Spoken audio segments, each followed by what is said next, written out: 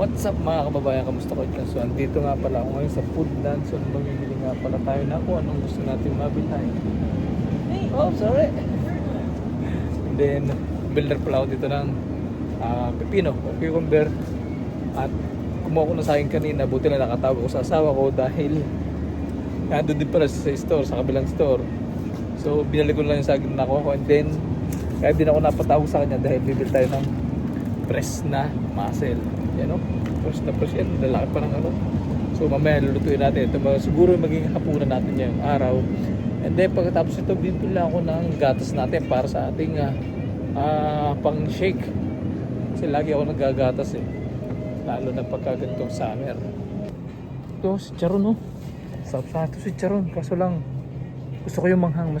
Mayroon pa mas masarap dito yung manghang niyan. So ito yung bibilhin natin. Ito awag to, vanilla to. Sobrang tamis nito pagka vanilla. Gusto ko yung ano lang, itong original na flavor. Yeah, kunin ko to. Ito gusto ko yung original flavor nya. Yan, gusto ko. So meron tayong ito na pamili natin, saka ito lang.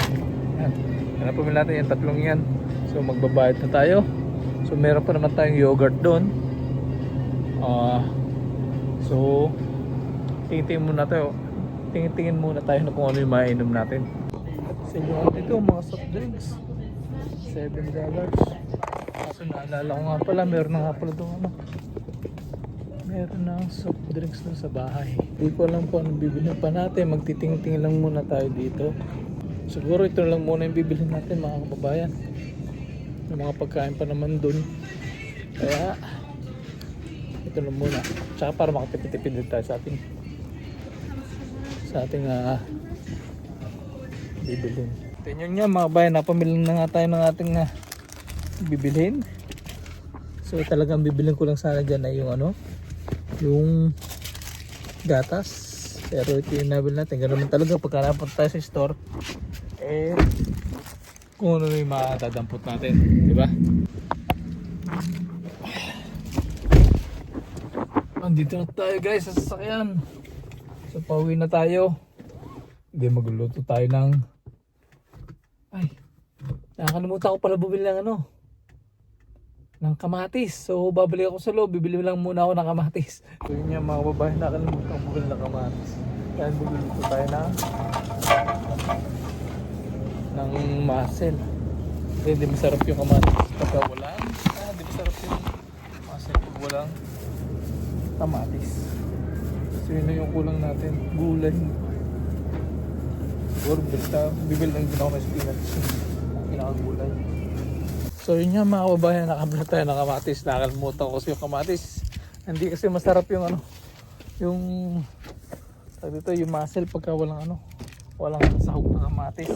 Meron naman tayong luya doon sa bahay.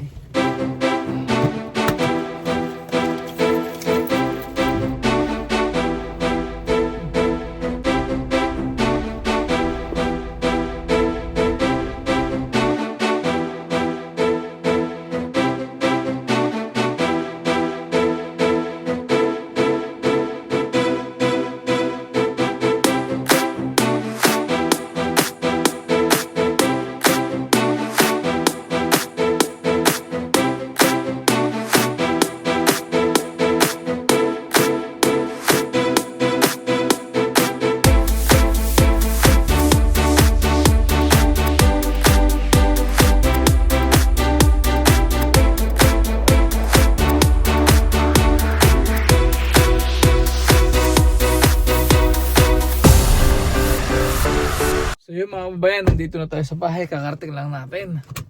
And then, syempre, magpapatok pa tayo ng manok bago tayo magluto siguro, or magluto mo tayo bago magpatoka ng manok. So tingin ko baka muna tayo, magpatoka. Ewan ko, hindi ko alam kung magpapatoka muna tayo. Pero kukunin ko muna yung basurahan na nandoon. Yun, kasi kanina, ngayong araw na ito pala, kanina umaga, at saka ngayong araw, may schedule nga pala ng basura. So kulay green siya, yung mga nabubulok. And then sa next na Thursday, ano naman yung mga hindi nabubulok ang kukunin. Alternate pagka every naman to, every Thursday. So yung mga bayan, kunin lang muna natin yung ating pinamiling muscle gatas tsaka yung pipino kanina.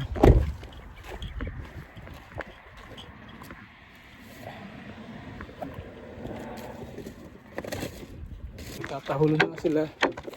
Hachi at saka si Boto. Pasmars daddy! Pasmars daddy! Pasmars daddy! Uy! Pasmars daddy! Sit! Pasmars daddy!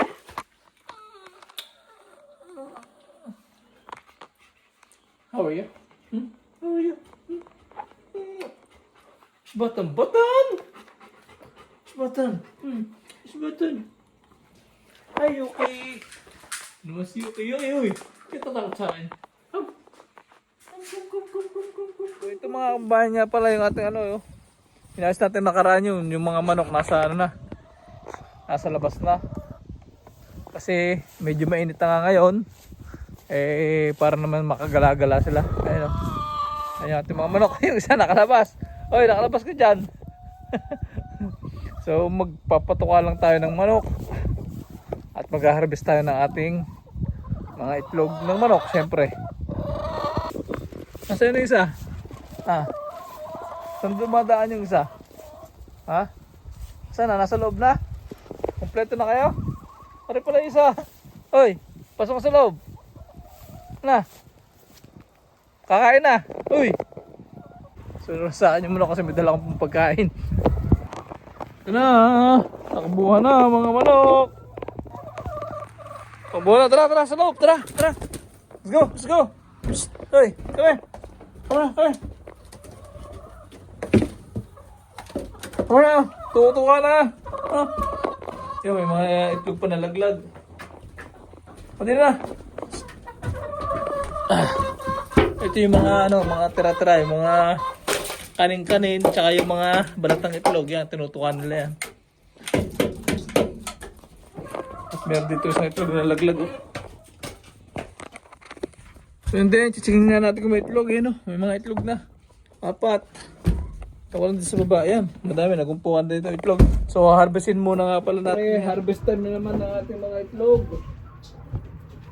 Araw-araw yan ng itlog. Ay, sayang may nabasag pa. Patutukan lang natin sa manok to isa. Yung mga basag kasi, pinapatukan lang namin sa manok.